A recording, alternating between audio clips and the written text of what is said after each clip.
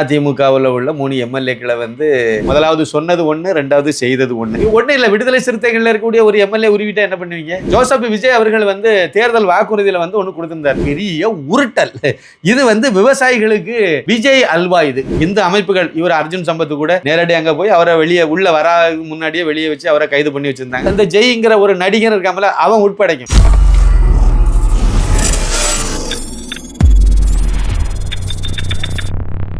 சாமானியன் குரல் தேசியவாதிகளுக்கு எனது பணிவான வணக்கம். இன்னைக்கு 2-3 சின்ன செய்திகளை பார்த்துலான்னு நினைக்கிறேன். சின்ன செய்தி தான், ஆனால் ரொம்ப யோசிக்க வேண்டிய செய்தி. முக்கியமான ஒன்று என்ன அப்படின்னா, நேற்றுக்கு ஒரு 3 பேரை அதிமுகவில் உள்ள 3 எம்எல்ஏக்களை வந்து விஜய் கட்சிக்காரங்க வந்து விலைக்கு வாங்கியிருக்காங்க. அதாவது அவங்க வச்சுருந்த கோரிக்கையே, நாங்கள் தேர்தலில் செலவு பண்ண பணத்தை கொடுக்கணும். அப்போ ஏதோ 30 கோடியோ 50 கோடியோ சொல்கிறாங்க ஒரு ஆளுக்கு தலைக்கு, ரைட்டு. அதுக்கு அடுத்து வந்து நீங்கள் வந்து அந்த எலெக்ஷன், அந்த தொகுதியில் எந்தெந்த தொகுதியில் நாங்கள் நின்று வெற்றி பெற்றோமோ அந்த தொகுதியில் இடைத்தேர்தலில் நீங்கள் எங்களே நிப்பாட்டணும். சரி. அதுக்கு அடுத்து திருப்பி எங்களுக்கு அமைச்சர் பதவி கொடுத்துடணும். சரி. அப்படி சொல்லிவிட்டு ஒத்துக்கிட்டு அவங்கள வந்து ராஜினாமா எல்லாம் பண்ண வச்சு எல்லா நாடகத்தையும் அரங்கேற்றி கடைசியில் அவங்க வந்து நேராக பாருங்கள், செங்கோட்டையின் அலுவலகத்தில் போய் தான் வந்து அவங்க விஜய் கட்சியில் சேர்ந்துருப்பாங்க. சேர்ந்த பிறகு அதுக்கு பிறகு அதெல்லாம் அப்புறம் பார்த்துக்கலான்னு சொல்லிட்டாங்க. உங்களுக்கு வாரிய தலைவர் அந்த மாதிரி ஏதாவது பதவி வேணால் சொல்லுங்கள், இப்போவே தரலாம். மற்றபடி வந்து தேர்தல் நடக்கும்போது அப்போ உளவுத்துறை ரிப்போர்ட்டெல்லாம் வச்சு மக்கள் வந்து ஆதரவெல்லாம் எப்படி இருக்குது அப்படியெல்லாம் பார்த்து தான் நாங்கள் செய்வோம் அப்படின்ட்டாங்க. பண்ணுறது குதிரை பேரம்.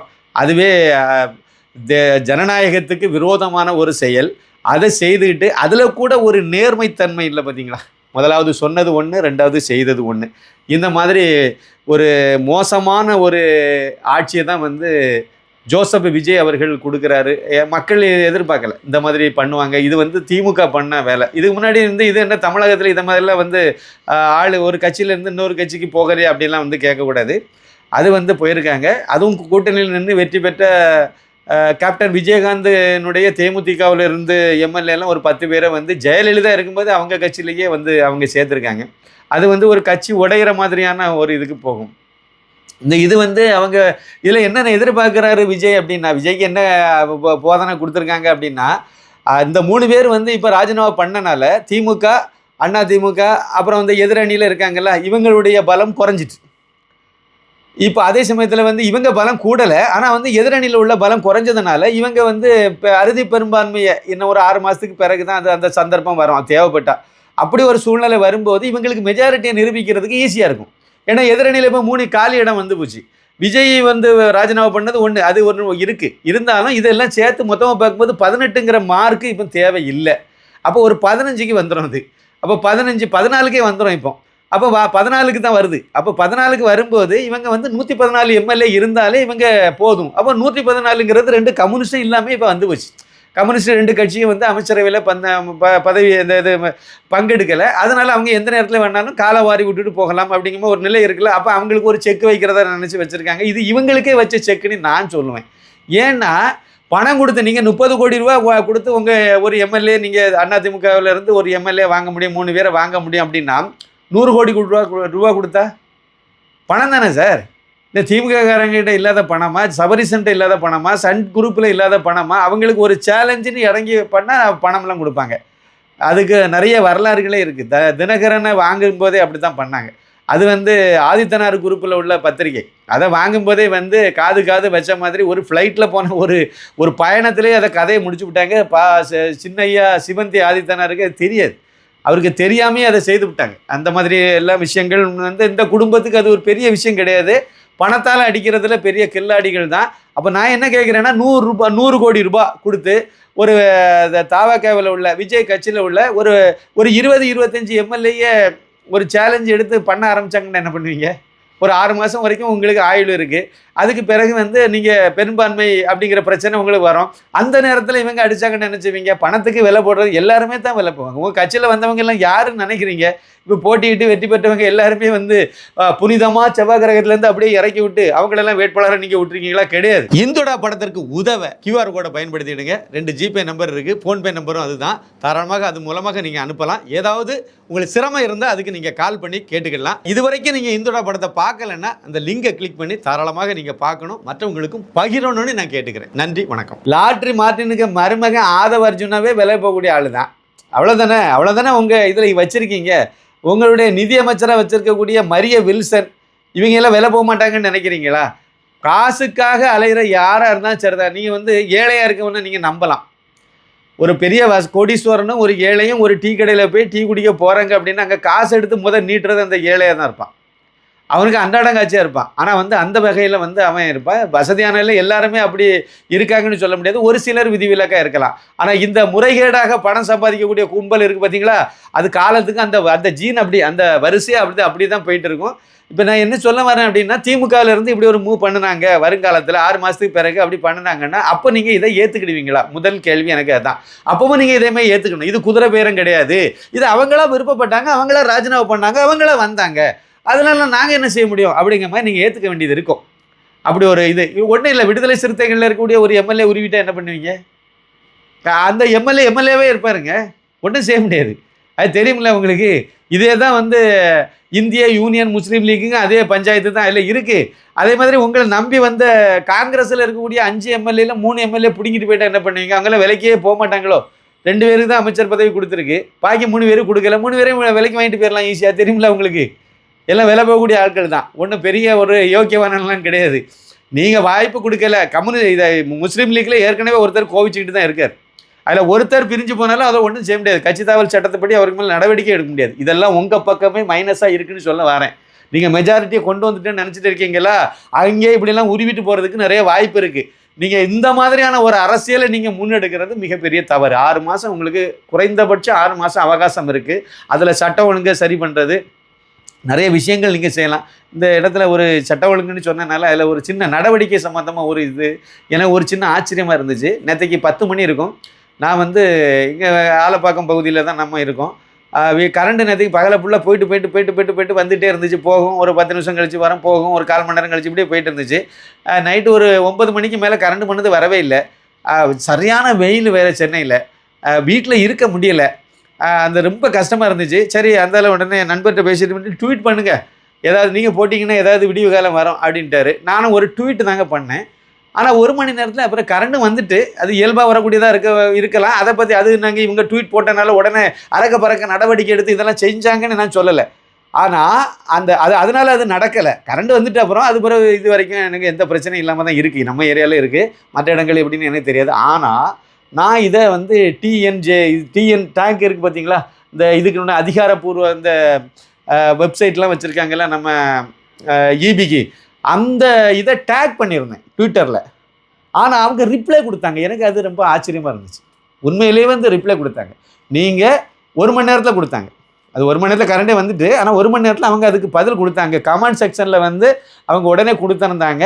நீங்கள் எந்த இடம், அந்த அட்ரஸ்ஸு இதெல்லாம் நீங்கள் கொடுத்தீங்கன்னா உடனே நாங்கள் சரி பண்ணுறதுக்கு அது ஒரு நடவடிக்கை எடுக்கிறோங்கிற மாதிரி கொடுத்துருந்தாங்க. அவங்க கொடுக்கும்போது 1 மணி நேரம் ஆகிட்டு அதுக்குள்ள கரண்ட்டு நமக்கு வந்துட்டு நான் போட்டு கொஞ்ச நேரத்தில் கரண்ட் வந்துட்டு, கரண்ட் வந்ததுக்கும் அவங்க ட்வீட் பண்ணதுக்கும் சம்மந்தம் கிடையாது தான். ஆனால் அந்த பதில் கொடுத்தது என்னை கொஞ்சம் யோசிக்க வச்சுது. அதிகாரிகள் அப்போ கொஞ்சம் அதையும் கவனிக்கிறாங்க. ராத்திரி 10 மணிக்கு உட்காந்து அவங்க கொடுத்த நேரம் 11 மணியாக இருக்கும் அநேகமாக, தோராயமாக. அப்போ ராத்திரி 11 மணிக்கும் ட்வீட்டு பார்த்து ட்வீட்டில் நீங்கள் டேக் பண்ணியிருக்கீங்கன்னா அதை கவனிக்கிறாங்கங்கிறது ஒரு நல்ல விஷயமாக தான் எனக்கு பட்டுச்சு. இது மத்திய அரசினுடைய நிறைய இதில் இதே மாதிரி உடனே ஏதாவது நடக்கும். அதேமாதிரி மாநில அரசுலையும் நான் இது வரைக்கும் எனக்கு அனுபவம் இல்லை, இது நடந்திருக்கு. இது மாதிரி எல்லா துறையிலும் இருந்தால் உண்மையிலே வரவேற்கத்தக்க விஷயமா தான் இருக்குங்கிறது என்னுடைய கருத்து. இது மாதிரியான நடவடிக்கையை தான் சார் விஜய் சார் உங்கள்கிட்ட நாங்கள் எதிர்பார்க்குறோம். ஜோசப் விஜய் அவர்கள் இது மாதிரியான விஷயங்களை முன்னெடுத்து மக்கள்கிட்ட நல்ல பேர் வாங்கி 6 மாதம் நீங்கள் நல்ல ஆட்சி பண்ணிட்டீங்கனாலே அது பிறகு இவங்கெல்லாம் உங்களை ஆட்சியை கலைச்சா கூட நீங்கள் அதிகமான இடத்துல வெற்றி பெற்று வர்றதுக்கு அவன வாய்ப்பு இருக்கும். கலைக்கவும் மாட்டாங்க. நல்ல ஆட்சி அது பாட்டுக்கு போயிட்டே இருக்கும். ஆனால் நீங்கள் இந்த இடத்துல இதை நான் வரவேற்கிறேன். அதே சமயத்தில் இந்த அருண் அப்புறம் இன்னும் நிறைய காவல்துறை அதிகாரிகள் எல்லாம் திமுகவில் இருக்கும்போது மிகப்பெரிய குற்றச்சாட்டுக்கு ஆளானவங்களெல்லாம் நீங்கள் அப்படியே தக்க வைக்கிறீங்க, பயன்படுத்துகிறீங்க. ஒருவேளை அவங்கெல்லாம் கிறிஸ்தவங்கிறனால நீங்கள் பயன்படுத்துகிறீங்களா அப்படி தான் எனக்கு தோணுது. ஆனால் அது ரொம்ப தப்பான இதில் போய் நிற்கும். அப்படியே திராவிடியா மாடல் 2.0 ஒன்றும் மாற்றம் கிடையாது. அவங்க என்ன பண்ணுறாங்களோ அதை தான் நாங்கள் பண்ணுறோம். அப்படிங்கும்போது பருத்தி மூட்டை குடோன்லேயே இருந்துட்டு போகலாமா, அதுக்கு எதுக்கு நாங்கள் உங்களை வர வைக்கணும், உங்களுக்கு ஓட்டு போடணும் அப்படிங்கிற மாதிரி ஒரு எண்ணம் மக்கள் மத்தியில் வந்துடும். வந்துட்டு இப்போவுமே கிட்டத்தட்ட வர ஆரம்பிச்சிட்டு இது அப்படியே நீடிச்சுதுன்னா உங்களுக்கு அது ஒல வைக்குங்கிறது என்னுடைய கருத்து. நீங்கள் இந்த இது வந்து யாராலே ஆதவர்ஜுனா சும்மா ரொம்ப சாதாரணமாக அதை பேசிட்டு போகிறாரு. இதெல்லாம் வந்து மக்கள் பார்த்துட்டு இருக்காங்க. இதே மாதிரி தான் வந்து இதுக்கு முந்தின ஆட்சியில் திமுகவில் உதயநிதி ஸ்டாலின்லேருந்து எல்லாரும் இதே மாதிரி தான் பேசுனாங்க. மக்களை ஒரு ஒரு பொருட்டாவே அவங்க கவனத்தில் எடுக்கலை. விளைவு என்ன ஆகி போச்சுது, கூம்பில் ஏறி உட்கார வச்சுட்டாங்க. நீங்களே இதே மாதிரியான மிதப்பில் பேசிட்டு அலைஞ்சிங்கன்னா உங்களுக்கும் அடுத்த கட்டமாக இப்படி தான் இருக்குங்கிறது தான் என்னுடைய இது. அடுத்ததாக ஒரு முக்கியமான விஷயம், ஜோசப் விஜய் அவர்கள் வந்து தேர்தல் வாக்குறுதியில் வந்து ஒன்று கொடுத்துருந்தார், விவசாயிகளுக்குன்னு கொடுத்துருந்தார். அந்த இதை கூட நான் வந்து ஸ்க்ரீன்ஷாட்டை கூட நான் உங்களுக்கு கட் பண்ணி இதில் வைக்கிறோம். அதாவது என்ன அப்படின்னா, விவசாயிகள், விவசாய கூலி தொழிலாளிகள் மற்றும் மீனவர் நலன் அப்படிங்கிற ஒரு தலைப்பில் பொருள் 5 அப்படிங்கிறதுல வருது. அதில் விவசாய இந்த கடன் தள்ளுபடிங்கிறது முதல் பாயிண்ட். அதில் அவர் என்ன சொல்லியிருக்காரு அப்படின்னா, 5 ஏக்கருக்கு குறைவாக நிலம் வைத்துள்ள விவசாயிகள், நல்லா நோட் பண்ணிடுங்க, 5 ஏக்கருக்கு குறைவாக நிலம் வைத்துள்ள விவசாயிகள் கூட்டுறவு வங்கிகளில் வாங்கியுள்ள பயிர்க்கடன்கள் முற்றிலுமாக தள்ளுபடி செய்யப்படும். நல்லா யோசிங்க. 5 ஏக்கருக்கு கீழே நிலம் வச்சிருக்கக்கூடிய விவசாயிகள் வந்து கூட்டுறவில் வாங்கின கடன் முற்றிலுமாக தள்ளுபடி செய்யப்படும். அது ஒரு லட்சமாக இருக்கலாம், 2 லட்சமாக இருக்கலாம், எவ்வளோ வேணாலும் இருக்கலாம். 5 ஏக்கருக்கு மேல் நிலம் வைத்துள்ள விவசாயிகள் கூட்டுறவு வங்கிகளில் வாங்கியுள்ள பயிர் கடன்களில் 50% தள்ளுபடி செய்யப்படும். இவர் வந்து அவருடைய தேர்தல் வாக்குறுதியில் இருக்குது. நீங்களும் கூட எடுத்து பார்த்துடுங்க. இதில் என்ன விசேஷம்னா, நேற்றுக்கு வந்து விவசாய கடன் தள்ளுபடின்னு சொல்லி அறிவிச்சிருக்காங்க. அந்த அறிவிப்பில் வந்து என்ன சொல்லியிருக்காங்க அப்படின்னா, 50,000 ரூபாய் வரைக்கும், எப்படி வந்து இதுக்கு முந்தின ஆட்சியில் மு.க. ஸ்டாலின் வந்து அதாவது இல்லத்தரசிகளுக்கெல்லாம் வந்து 1000 ரூபாய் உரிமை தொகைங்கிற பேரில் நாங்கள் கொடுக்க போகிறோன்னு சொல்லிவிட்டு, அப்புறம் வந்தோடனே தகுதியான அவங்களுக்குன்னு சொல்லி, அந்த தகுதிங்கிறதே ஒரு குடும்ப தலைவிக்கு தகுதினா யார் நீ முடிவு பண்ணுங்கிற மாதிரிலாம் பெரிய விவாதமே வந்துச்சு. அதே மாதிரி நீங்கள் பயிர்க்கடனை தள்ளுபடி பண்ணுறேன்னு இப்போ யாரும் கேட்டுக்க மாட்டாங்க. கண்டிப்பாக ஒருத்தர் கூட நீங்கள் இப்போ தான் வந்திருக்கீங்கன்னு எல்லாத்துக்கும் தெரியும், நிதி நிலைமை மோசம்னு தெரியும்.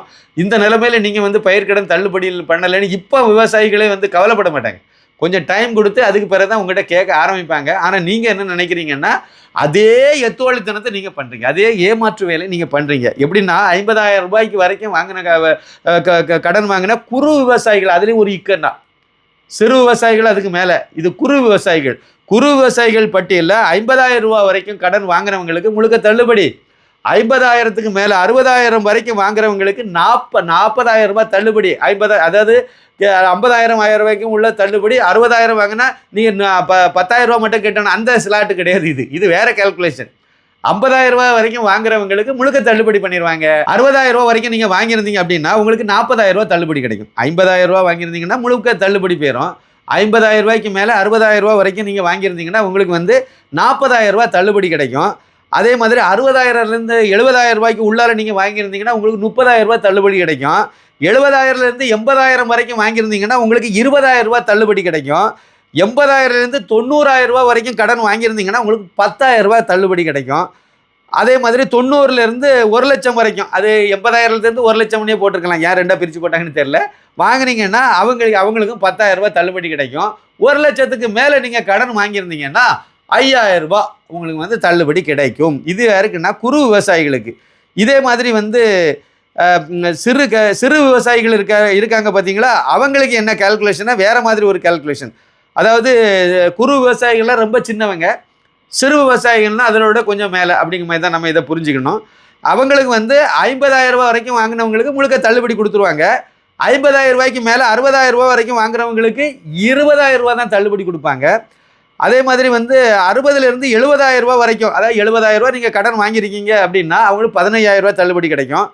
இல்லை 80,000 ரூபா நீங்கள் வரைக்கும் வாங்கியிருக்கீங்க அப்படின்னா 70லேருந்து 80 வரைக்கும் வாங்கியிருக்கீங்க, அந்த மாதிரி போட்டவங்களுக்கு 10,000 ரூபா தான் தள்ளுபடி கிடைக்கும்.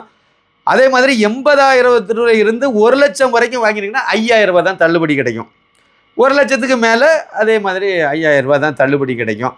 அப்படிங்கிறது தான் இதில் ஒரு முக்கியமான ஒரு விஷயம். அதை விட இன்னும் ஒரு முக்கியமான கண்டிஷன் அப்ளை. அடுத்த பெரிய கண்டிஷன் என்னென்னா, 2025 மே மாதம் 1ஆம் தேதி முதல் 2026 பிப்ரவரி மாதம் 28ஆம் தேதி வரைக்கும் கடன் வாங்கினவங்களுக்கு மட்டும்தான் இது செல்லுபடி ஆகும், அப்ளிகபிள். 2025 அதான் போன வருஷம் மே மாதத்துக்கு முன்னாடி ஏப்ரல் 31 வரைக்கும் கடன் வாங்கியிருந்தீங்கன்னா நீங்கள்லாம் தகுதி இல்லாத ஆட்கள், வெளியே போயிருங்க.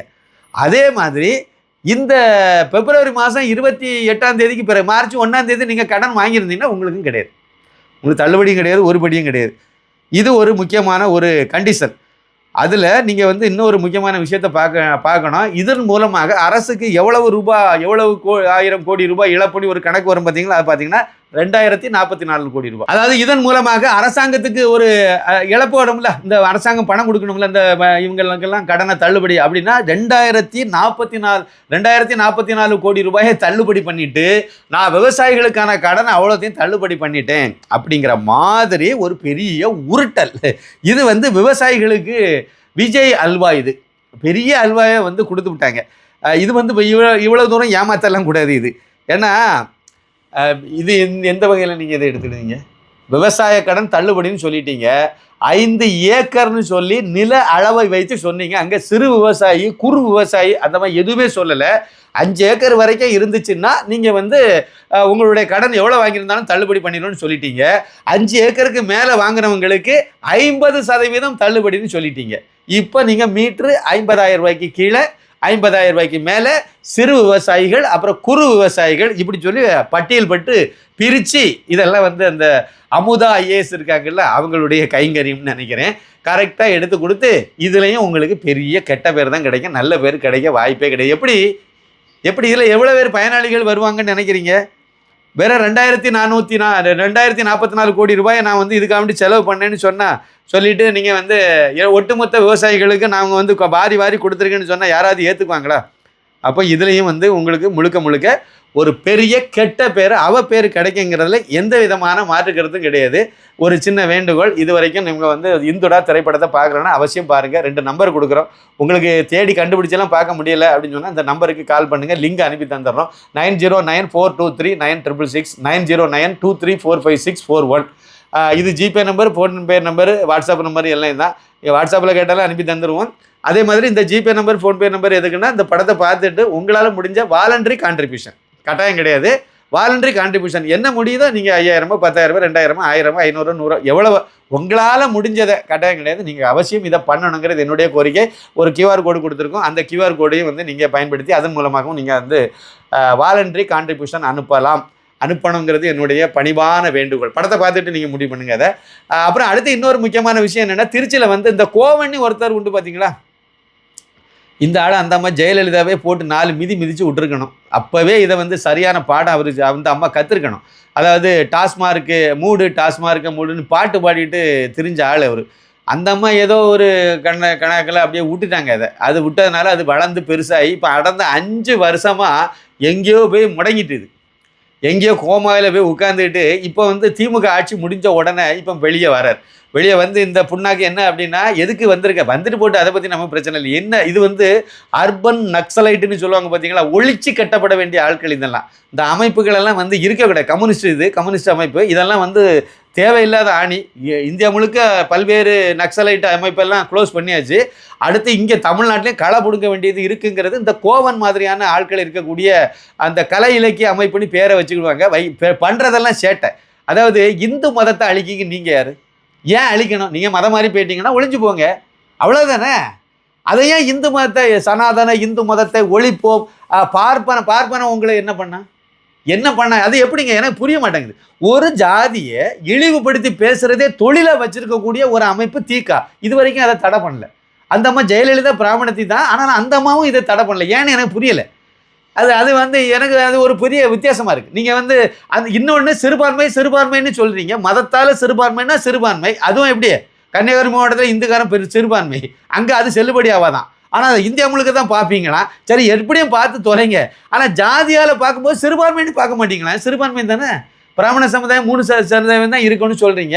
அப்போ அந்த சமுதாயத்தை மட்டும் நான் ஃபுல்லாக குத்திக்கிட்டே திருவேன், இடிச்சுக்கிட்டே திருவேன், பாப்பான்னு நக்கல் பண்ணிக்கிட்டே திருவேன், கிண்டல் பண்ணிகிட்டே திருவேன், குடிமையை வெட்டிட்டு திருவேன். பூநூல் அறுக்குக்கு உங்களுக்கு ஏன் அதிகாரம் கொடுத்துருக்கேன்? இல்லை, இது இது இன்னமும் நடைமுறையில் அப்படியே கண்டினியூ பண்ணி சுதந்திரம் அடைஞ்சு 75 வருஷம் தாண்டி போயாச்சு. இன்னமும் தமிழகத்தில் மட்டும் இந்த கேடு கெட்டத்தனம் இருக்குன்னு அதை கொஞ்சம் கவனிக்கணும்ல. இந்த ஆள் அதே வேலை தான் பார்த்தாரு. திருச்சியில் வந்து நேற்றுக்கு சாயந்தரம் வந்து நான் பஸ் ஸ்டாண்டு பக்கத்தில் போய் நாங்கள் வந்து இந்து மதம்ங்கிற அந்த சனாதன தர்மத்தை நாங்கள் ஒழிக்க போகிறோம் அப்படின்னு சொல்லிட்டு அதுக்கு வந்து போராட்டம் பண்ணி அறிவிச்சிருந்தார். நானும் கொஞ்சம் கவனித்தேன் அதை, என்ன தான் நடக்குது பார்ப்போம் அப்படின்னு சொல்லிட்டு. இதில் நல்ல காரியம் என்ன நடந்துச்சு அப்படின்னா, ஒன்று அரசாங்கமே அதுக்கு வந்து அதை வந்து அவங்களை நடத்த அதை முதலாவதே அவங்கள வந்து அள்ளி வெளியே கொண்டு போயிருக்கணும். ஏன் அங்கே விட்டுக்கிட்டு கடைசியில் கரெஸ்ட் பண்ணாங்கன்னு தெரியல. இதில் இந்து முன்னணிக்காரங்க களத்தில் இறங்கிட்டாங்க. இந்த அமைப்புகள் இவர் அர்ஜுன் சம்பத்து கூட நேரடியாக அங்கே போய் அவரை உள்ளே வர முன்னாடியே வெளியே வச்சு அவரை கைது பண்ணி வச்சுருந்தாங்க. அப்புறம் நைட்டு தான் அவரை வந்து விடுதலை பண்ணியிருந்தாங்க. இந்து முன்னணியில் நேரடியாக களத்துக்கே போயிட்டாங்க. அங்கே போய் நல்ல வேலை 4 இழுப்பு இழுக்கலை. இது அடுத்த கட்டம் அதாங்க வரும். இதெல்லாம் ரொம்ப ரொம்ப ஓவர் இல்லை. 85% இந்துக்காரங்க இருக்கும் தமிழ்நாட்டில். ஆனால் இவனும் 4 பேர் கிடந்துட்டு இந்த மாதிரி வந்து இந்து மதத்தை அழிப்போம், சிறுக்கு ஒழிப்பு மாநாடு ஒன்று எவன் அதை நடத்த சொன்னால் சிறுக்கு ஒழிப்பு நாடகம் அது ஜெயலலிதா இருக்கும்போது நடத்தினாங்க. இந்த ஜவஹர் இல்லை இந்த கும்பல் தான் நடத்துச்சு. இதெல்லாம் அதில் வந்து இவரெல்லாம் சிறப்பு விருந்தினர் யார்? திருமாவளவன்லாம். சிறுக்குன்னா என்னது? சிலை ஒழிப்பான். சிலை வழிபாடை ஒழிக்க போகிறாங்களே. சிலை வழிபாடு யார் வச்சுருக்கா? இந்துக்காரன் தான் வச்சுருக்கோம். இதெல்லாம் எவ்வளோ பெரிய திமிரு பிடிச்ச வேலை.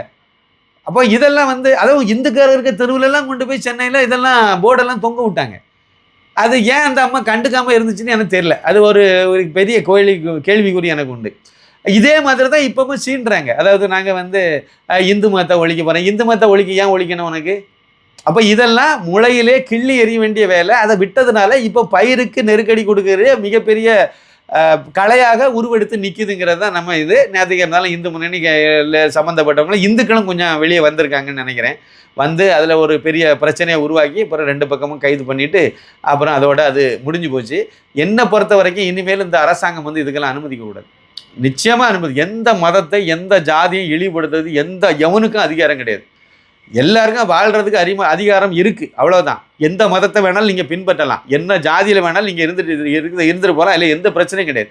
நிறைய முஸ்லீம் கிறிஸ்தவங்க வந்து ஒரு இதை கமெண்ட் செக்ஷன்லையும் சரி பல இடங்கள்லையும் சரி, அதாவது இந்து மதம்னா வந்து அது சைவ மதம் தான், சைவமாக இருந்தால் வைணவமாக இருந்தான்னா எதுவாக இருந்தால் உங்களுக்கு என்ன, நீங்கள் மதம் மாதிரி போயிட்டீங்க சரியா. அப்புறம் இந்து மதத்தில் இந்த ஜெய்ங்கிற ஒரு நடிகர் இருக்காமல அவன் உட்படைக்கும். நாங்கள் வந்து இந்து மதத்தில் நாங்கள் ஒன்றா இருந்து சாமி கும்பிட முடியலை. எங்கே சாமி கும்பிட முடியலை சொல்லுங்கள்? எந்த கோவிலில் சாமி கும்பிட முடியலை. எல்லா கோயில்கள்லையும் யாரும் வேணாலும் ஜாதி ரீதியாகவும் இங்கே யாரையும் பார்க்கறது கிடையாது. கிறிஸ்தவங்க முஸ்லீம்கள் வந்தால் பல கோவில்களில் இந்த நம்பிக்கையில் நான் ஈடுபட்டிருக்கேன், எனக்கு அதனால் உள்ள அனுமதிக்காது. அப்துல் கலாம் ஐயாவுக்கே திருப்பதியில் அதான் கொடுத்தாங்க. அது வந்து நம்ம இந்து தர்மத்தில் உள்ளது. நீங்கள் இந்த நம்பிக்கை இல்லாமல் சும்மா அங்கே வந்து நம்பிக்கை இல்லைன்னா நீங்கள் உள்ளே வந்து அதை ஒரு டூரிஸ்ட் ஸ்பாட் மாதிரி பார்க்க ஆரம்பிப்பீங்க. அது தவறு. அது ஒரு புனிதமான இடம். அதுக்கு மேலே உங்களுக்கு நம்பிக்கை இருக்குன்னா உள்ளே போங்க, இல்லைன்னா நீங்கள் தவிர்த்துருங்கன்னு அதை சொல்லியிருக்கு, அவ்வளோதான். மற்றபடி அங்கே போய் சாமி கும்பிடக்கூடிய திருப்பதி வரிசையில் நிற்கிறவன் இவர் வந்து நாடார், இவர் தேவர், இவர் வந்து இன்னொரு சமுதாயத்தை சார்ந்தவர், அப்படியா வந்து வரிசையாக வச்சுருக்காங்க. எல்லாம் ஒன்றா தான் போகிறாங்க, எல்லாம் இடித்து முட்டிக்கிட்டு தான் போகிறாங்க. எல்லா கோயிலும் அப்படி தானே சார், திருச்செந்தூர்லேயும் அப்படி தானே கட்டணம்னு வச்சுருக்காங்க. அதை தூக்குங்க, எல்லாரும் ஒரே வரிசையில் போவாங்க. விஐபி சிறப்பு கட்ட தரிசனம் அதெல்லாம் வச்சுருக்காங்க, அதெல்லாம் ஒன்றும் தேவையில்லை. கடவுளுக்கு முன்னாடி அனைவரும் சமம்னு வச்சுட்டு இந்த திராவிடியா மாடல் அரசாங்கம் தான் அதையும் வச்சுருக்கு. அதை தூக்குங்க, அது வேற விஷயம். மற்றபடி வந்து அங்கே கடவுளுக்கு முன்னாடி எல்லாரும் ஒன்றா தானே நின்று கொடுறாங்க. இதை விட ரொம்ப கேவலமான விஷயம் என்ன தெரியுமா? ஜெய் இப்போ போயிருக்க மதம் என்னது? முஸ்லீம் மதம். பல இடங்களில் சொல்லியிருக்கேன், முஸ்லீம் மதம். அந்த முஸ்லீம் மதத்தில் இங்கேயாவது கணவன் மனைவி நானே எங்கள் வீட்டம்மாவும் போய் ஒரே நேரம் மாதிரி நின்று சாமிக்கு முன்னாடி நின்று சாமி கும்பிட முடியும். சில இடத்துல சாமியை தொட்டே நாங்கள் வந்து எங்களுடைய பிரார்த்தனை பூஜை வைக்க முடியும். அந்த அளவுக்கெல்லாம் எங்களுக்கு சுதந்திரம் இருக்குது. ஆனால் நீ தொழுகை நடத்தக்கூடிய இடத்துல உங்கள் அக்காளோ தங்கச்சோ இல்லை பொண்டாட்டியை கூட்டிகிட்டு போக முடியாத. அதே மசூதியில் உன் பக்கத்தில் பொண்டாட்டியை விட்டுட்டு நீ தொழுகை நடத்த முடியுமா? ஒரே மாதிரி கணவன் மனைவியும் நாங்கள் வந்து ஒன்றா நின்று சாமிக்கு முன்னாடி நின்று கும்பிட முடியும் ஐயா. பக்கத்தில் நீங்கள் நிற்போங்க ஐயா. நீங்கள் நிற்க முடியுமா? தொழுகை நடத்த முடியுமா? மசூதியில் போய் இருந்துட்டு கணவன மனைவியை குறைந்தபட்சம் பாதிக்கும் அந்த பக்கம் பெண்கள் இந்த பக்கம் ஆண்கள், அப்படியாவது நீங்கள் தொழுகை நடத்த முடியுமா? அதெல்லாம் யோசிங்க. அதை வச்சுட்டு அவ்வளோ பெரிய தப்பு அங்கே வச்சுட்டு இந்து மதத்தில் கோயிலில் வந்து நாங்கள் வந்து சரிசமமாக நின்று சாமி கும்பிட முடியல. எந்த கோயிலில் இப்போ சரிசமமாக நின்று கும்பிட முடியல? ஜாதி ரீதியாக எந்த கோயிலை பிரித்து வச்சுருக்காங்க? பணக்காரன் ஏழை, விஐபி ஏழை, அல்லோலியா பாபு மற்றவங்க, அப்படி தான் அமைச்சர் மற்றவங்க, இப்படி தானே வச்சுருக்காங்க. அதை தூக்குங்க, அது நாங்கள் ஏற்றுக்கிறோம். அது வேறு, அது அரசாங்கம் செய்த சதி. அதனால் அது தேவையில்லாத அணிதான் அதை பண்ணுவோம். ஆனால் அதை விட்டுட்டு இப்படி சொல்கிறது எந்த வகையில் ஏற்புடையது அப்படிங்கிறது தான் என்னுடைய கருத்து. இதே மாதிரி நிறைய கிறிஸ்டின் முஸ்லீம் வந்து பிரச்சாரமே பண்ணிட்டு இருக்காங்க. தவறு தம்பிகளா, இதை நாங்கள் திருப்பி இப்படி கேட்கும்போது உங்களுக்கு பதில் சொல்ல முடியாமல் ஆயிரும். தேவையில்லாத வெட்டி வேலைங்கிறத நான் இந்த இடத்துல உங்களுக்கு பதிவு பண்ண வேண்டியது இருக்குது. இன்னும் ஒரு குட்டி தகவலையும் நான் உங்களுக்கு சொல்லணும். எஸ்டிபிஐன்னு ஒரு பயங்கரவாத கட்சி இருக்குது பார்த்தீங்களா, அதனுடைய தாய் கழகம் வந்து எது அப்படின்னா PFI, Popular Front of India. அது வந்து கிட்டத்தட்ட இந்தியா முழுக்கும் பல்வேறு நாச வேலைகளில் ஈடுபட்டதுனால அதுக்கு வெளிநாட்டிலேருந்து நிதியை வாங்க வேண்டியது, இங்கே வந்து பெரிய கலவரத்தை உருவாக்க வேண்டியது, மத மாற்றத்தை செய்ய வேண்டியது, இதுக்காக வேண்டி மட்டுமே செயல்பட்டதுனால அதை தடை பண்ணிட்டாங்க. அதனுடைய ஒரு அரசியல் முகம்தான் எஸ்டிபிஐ. இதனுடைய தலைவர் வந்து முகமது முபாரக். இவர் வந்து ஒரு இதை சொல்லியிருக்கார், ஒரு கோரிக்கை வச்சிருக்கார். அதாவது நீண்ட நாள் இஸ்லாமிய சிறைவாசிகளுக்கு பரோல் வழங்க கோரிக்கை. அதை சுத்தமாக சொன்னால் கால் நூற்றாண்டு கால சிறைவாசம் என்பது ஒரு மனிதனின் ஆயுளில் பெரும் பகுதியாகும்.